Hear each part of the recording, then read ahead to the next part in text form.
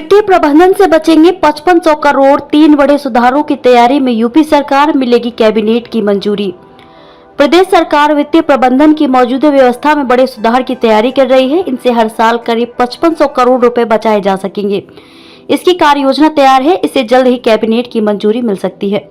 प्रदेश को 10 खरब डॉलर की अर्थव्यवस्था बनाने की दिशा में निर्माण कार्यों पर बड़ी राशि खर्च की जानी है। चालू वित्त वर्ष के बजट से ऐसा दिखना शुरू भी हो गया है।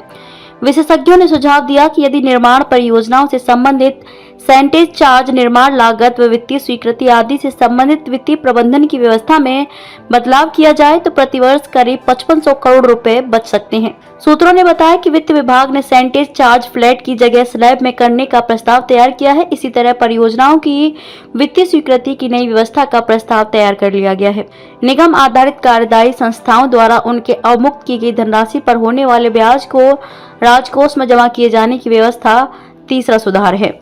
सेंटेज की एक समान दर होगी समाप्त। वर्तमान में विभागीय निर्माण विभागों और निगम आधारित कार्य संस्थाओं में सेंटेज की एक समान दर 12.50% लागू है।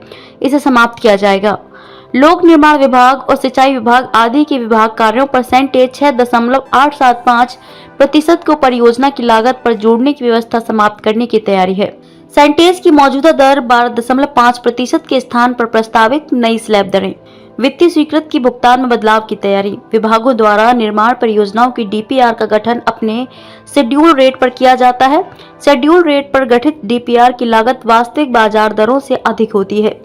वित्तीय स्वीकृतियां परियोजना की मूल्यांकित लागत पर जारी की जाती है, जबकि टेंडर में काम की लागत परियोजना की मूल्यांकित लागत से 10% तक कम होती है। यह अतिरिक्त धनराशि कार्यदायी संस्थाओं के पास बचत के रूप में रहती है। विसंगति को दूर करने के लिए वित्तीय स्वीकृति की पहली किस्त मूल्यांकित लागत पर, जबकि इसके बाद का टेंडर के आधार पर भुगतान करने की योजना है। ब्याज वापसी व वित्तीय क्लोजर भी होगा। निगम आधारित कार्यदायी संस्था अवमुक्त हुई धनराशि को बैंक में रखकर ब्याज लेती हैं। इस ब्याज को सरकारी खजाने में लौटाया नहीं जाता है। केवल यूपी प्रोजेक्ट कार्यदायी संस्था ही 70 करोड़ रुपए ब्याज प्रति वर्ष जमा कर रही है।